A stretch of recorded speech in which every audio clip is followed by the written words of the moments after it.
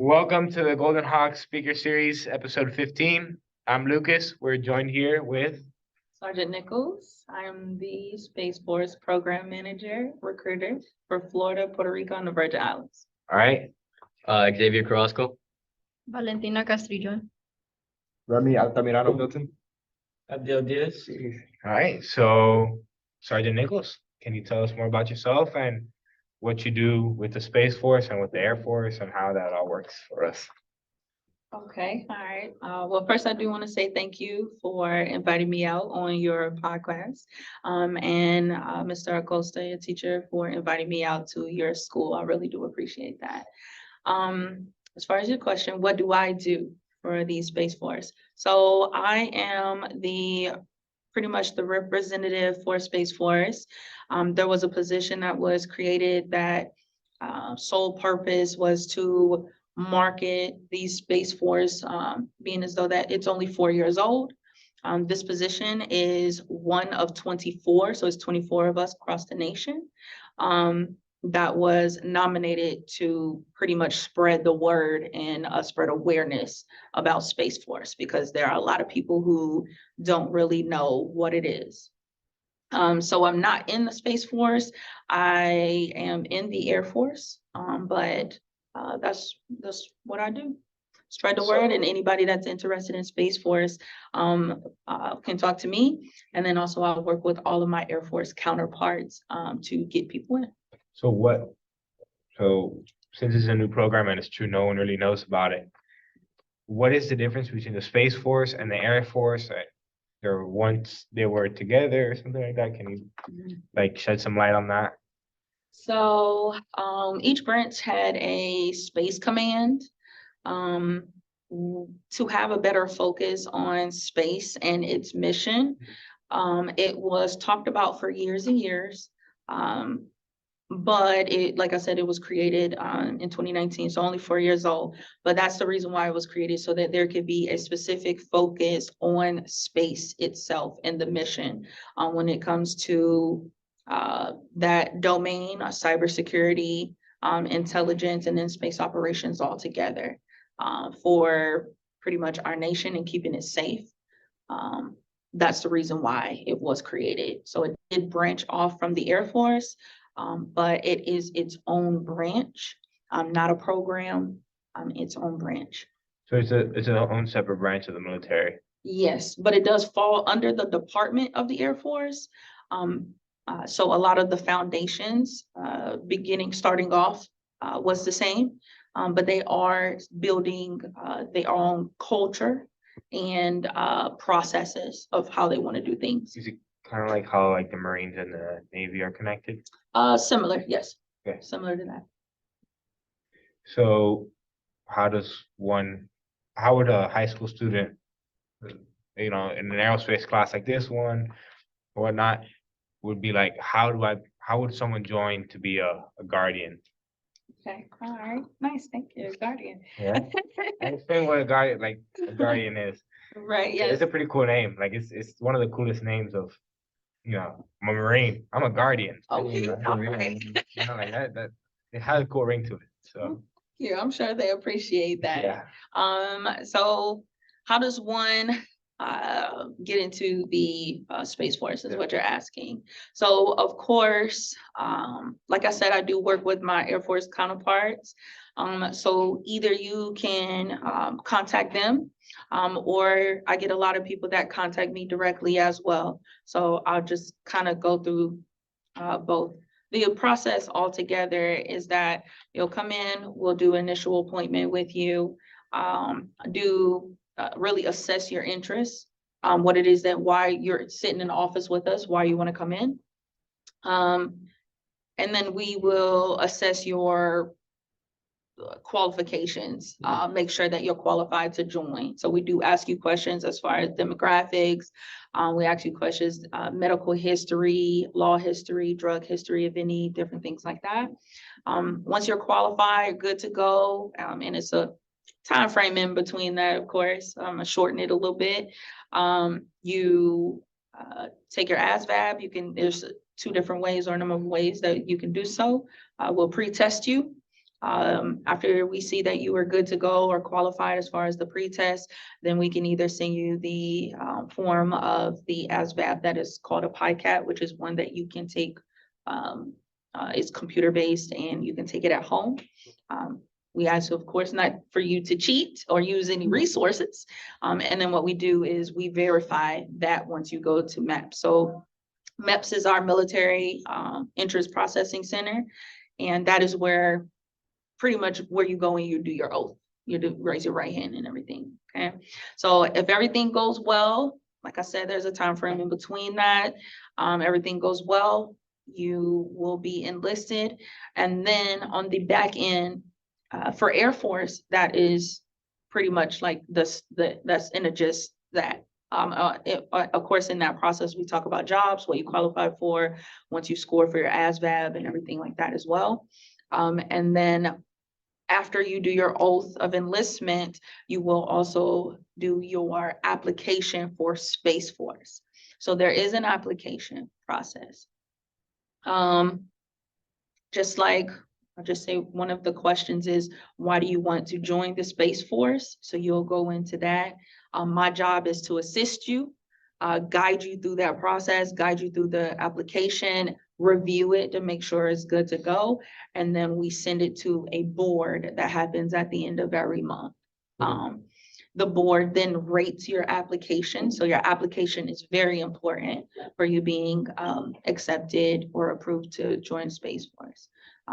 They look at, like I said, they review your application, give you a rating, and there's 3 ratings. There's a highly recommend, a recommend, and then there's a do not recommend. For highly recommend, you have, when it comes down to job reservations, you kind of have priority. It means that you did really well on your application. The recommendation also means welcome to the Space Force. It's just you go on a qualified and waiting list until there are job seats available for you. And then the last rating is a do not recommend, but what it means is that we feel like Air Force is a better choice for you. That's all.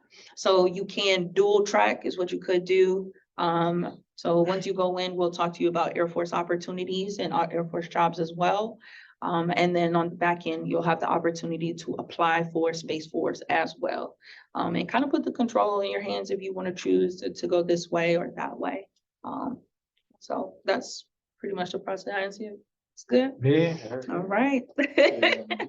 Yeah, question. So what are the different kind of jobs involved in the Space Force? So Space Force jobs fall under, it's very concentrated. So it falls under 3 categories, which is space operations, intelligence, and cyber. Broken down, it's about 8 careers for enlisted force. They consolidated the cyber realm because it was many, we had multiple jobs under there, but now it's under one umbrella of a career.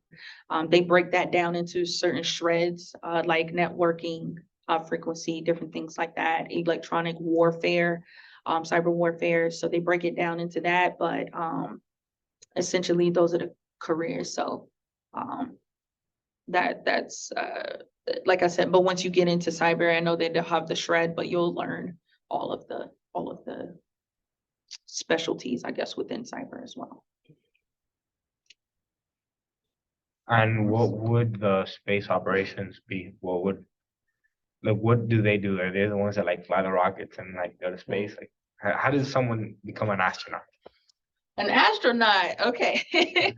So, don't quote me. I have been told there is a process where you can opt to go on a path of an astronaut. I'm sure it does take some training and some time, a program that you probably will have to be, nominated for or what have you, but I hear that there is a program for it. When you go in, you are not all astronauts, it's okay. But you asked about space operations. We do assist with launching of vehicles and things like that, but you're not the one really that's out there working on the rockets and missiles or what have you. Like that's not your job. Your job really, when it comes to launching in that realm.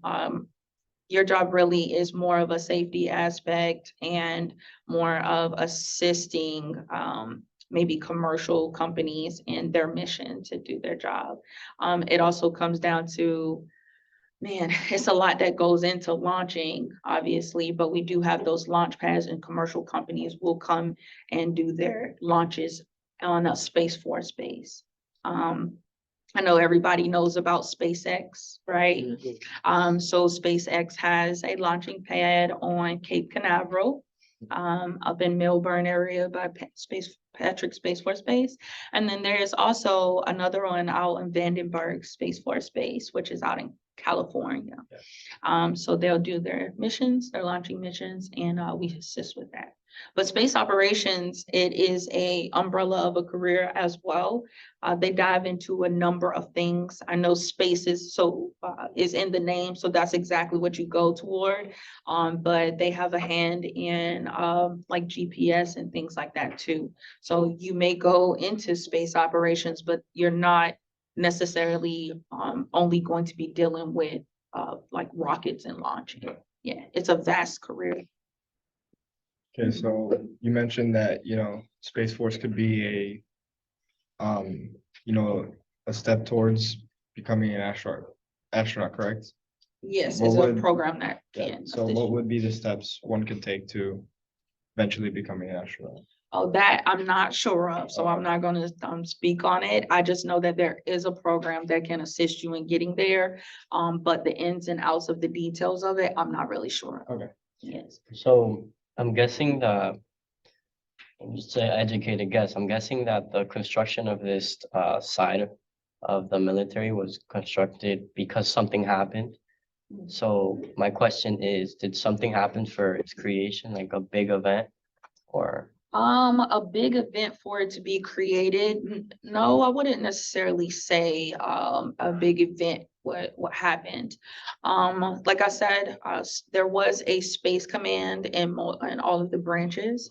But what we figure as years have progressed, and technology has progressed, threats have progressed, things like that. We have to make sure that we are on the forefront when it comes to our technology, our advancements, our military, militarizing space, that space domain, right? Because we are not the only ones that are up there. There are 9,000 plus satellites, and different nations have them. So we just had to make sure that there was a force that had a concentrated mission on space while the world is advancing. So that's pretty much it. No big thing that happened though. and what would be some of those threats that you mentioned? Well, when it comes to threats altogether, there are always threats, right?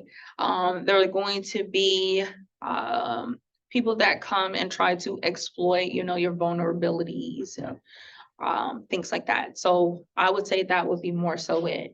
They try to figure out what those are and then exploit those. So we just have to make sure that we are protecting ourselves and that we are deterring anyone that tries to exploit those vulnerabilities.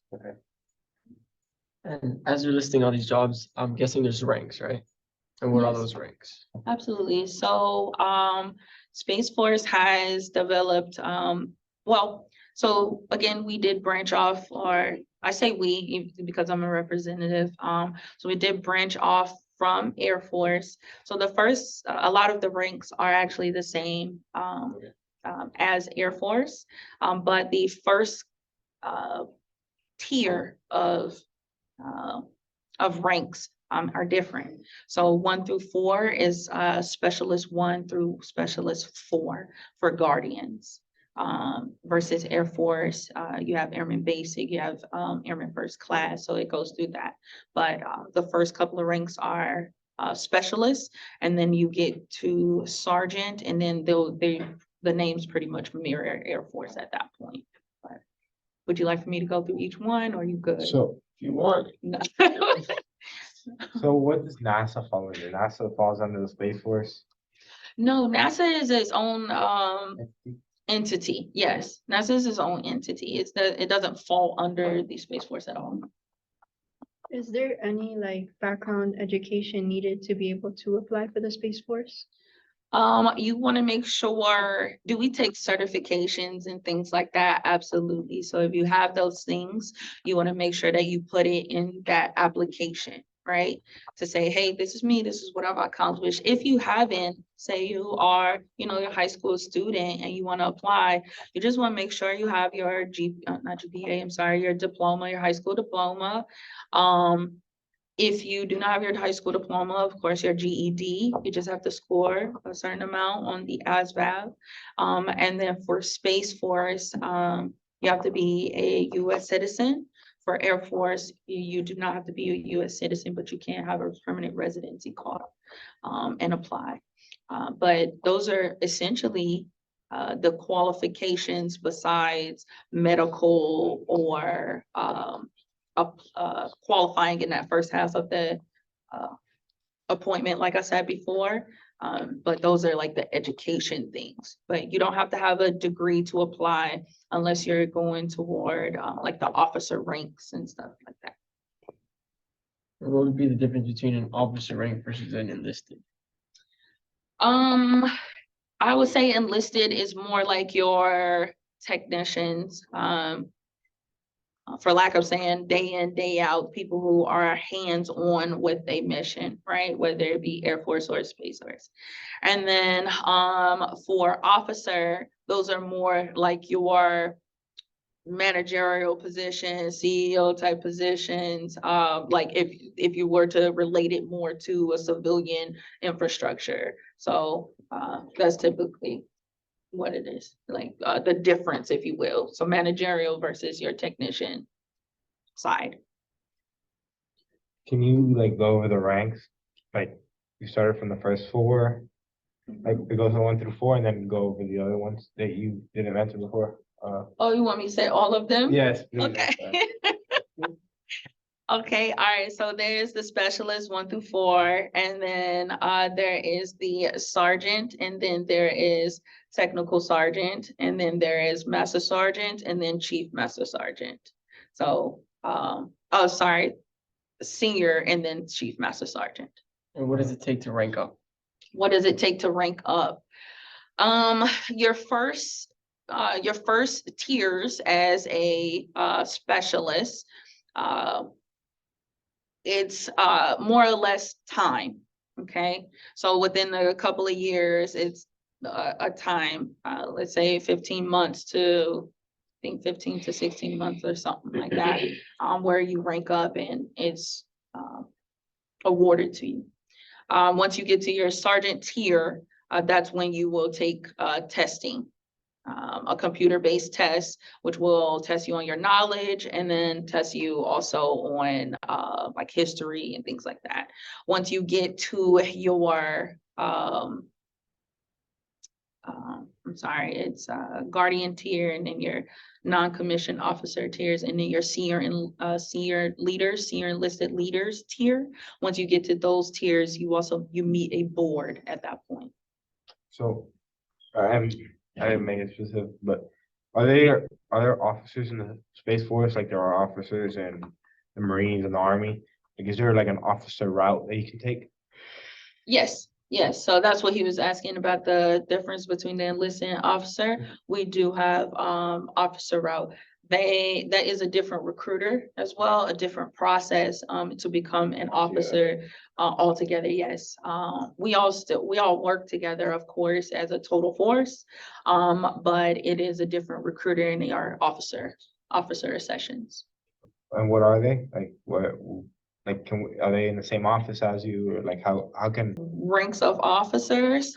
Oh, it goes from lieutenant all the way up, is what you want to look at. I'm not going to go through all of the officer ranks, but as far as the process, it is a different recruiter, and you ask, are they like in the same office as me? No, they have their own hubs, their own offices. The way that they do things are a little different. Yeah. I'm not an officer recruiter, so. So you're guardian recruiter, right? Is that, Yes. So what else would you tell like any student from high school, like who just walks in and like doesn't really know what they want to do with, you know, with the rest of their life? But if you had to do it all over again, what would you do? Would you do the same or would you do something different? So I think of course, there would be some things that I change, right? I wouldn't necessarily do it verbatim, everything. But when it comes to a young person that walks into, not even just young people, we have the age demographics have actually shifted, right? So we do get young professionals that'll come in, people who are in their 20s, 30s, and now the cutoff age is actually 42, right? So you get everyone who comes in. For someone who doesn't necessarily know what it is that they want to do, because since you said young person that don't know what they want to do, more or less, I would just ask them what drew them to pretty much sitting in my office, right? Like, what is it that you're interested in? What are you looking to achieve by being here, and how can I help you get there? That's really it. What I would tell them as far as pursuing the Air Force or Space Force, it'll be more so, of course, explaining the benefits that we have.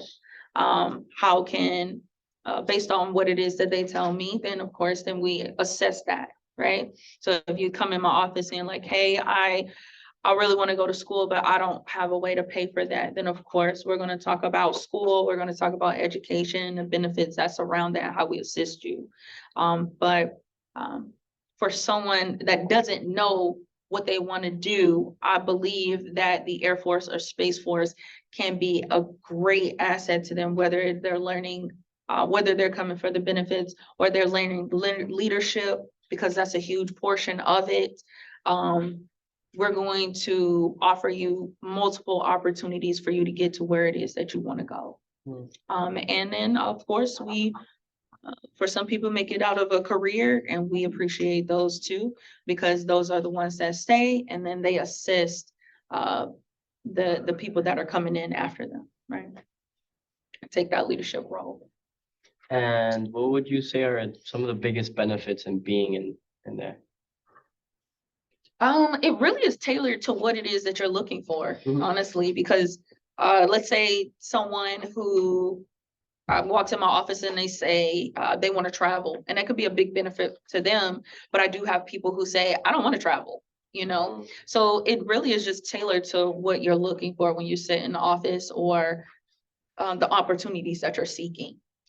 We have a numerous amount of opportunities, whether it be education, whether it be job security, whether it be retirement, or even travel. We have a number of things. So yeah, it just depends. And what are the jobs that are mainly in demand? Like, or that, like, what are the jobs that most people, like, if they come in, like, they're gonna have a job, not just for job security's sake, but just because there's not enough people. You have more jobs than you have people to fill up for. You guys you don't have any. Space Force per se is a very small force compared to, let's say, Air Force. The annual amount of people on average is about 26,000 people. All right, for Space Force, and our numbers as a Space Force recruiter is 700 a year. So it is a very small force. Altogether, the force is about roughly 10,000 people at this point. So when it comes to jobs and demands, you could really, I wouldn't say that they are hard to fill. There can be some where they may be looking for more qualifications, but if you are qualified to join, we're going to teach you from the ground up what the job entails and everything. So when it comes to hard to fills, I don't think we have more hard to fill careers. Air Force do have careers where, we obviously would need to make sure that we're filling those to help out our brothers and sisters that are still in those career fields that are active duty or what have you now. And then also we would need a new force coming in, right? Brighter ideas, new minds, fresh bodies, like you're good. Y'all got good knees, so you're good to go. But yeah, but Space Force, because it's such a small force, and then we're still brand new, I wouldn't say that, we have a hard to fill as of right now. We just want to make sure that we're getting qualified people who want to be there and see the bigger picture of what Force is. What would be the hardest job to like reach? Taking the ASVAB test. Oh, what the hardest job as far as the ASVAB, you mean like the score, what's the Yeah. highest score? Well, I get tons of people who make really high scores when it comes to on Space Force on average. I believe on average, your scores are ranging in the high 80s to 90s, for people that score, coming in. That's average? That's average. Wow. We have tons of people that are sometimes even bioengineers and stuff that are trying to come into, Space Force. Now, don't get me wrong, you don't have to score that high, come in. Now, granted, we do get high school students that are scoring that high as well. But when it comes to a job that's like high up there as the highest level, it is just a qualification ASVAB number. So I tell people at least reach for a 65 or higher, because we do have jobs that's at a 64. We have jobs that are at a 60. And I think the highest is like 72 when it comes to our intel and stuff like that. But if you're scoring like in the 80s or 90s, then you pretty much qualify for all of the jobs. So perfect score is 100. Flat. Perfect score is 100. We don't get anybody that score 100. You probably get investigated for cheating, not just like that. But I've definitely had people that score 99. Wow. Yeah. Absolutely. I have someone on my team right now who did score 99. No way. Yeah. I'm guessing crazy. Super smart individual, but sometimes it also comes down to you being able to test well, and you just knowing the information, right? So on the ASVAB, so you can study for it. There are tons of materials that are online that you can study for the ASVAB too. Wow. But yeah. Where are the bases located? So for Space Force, the bases weren't necessarily created. So just to clarify, we had Air Force bases that had a mission that was geared toward more so like communication, cyber, space and stuff like that. So what they did was when Space Force was created, they converted those bases over to Space Force bases. We have California, we have Florida, and then a large hub of the bases, are actually in Colorado. They call that Space Central, because that's just where most of the bases are. We do have like some bases or detachments in like overseas as well.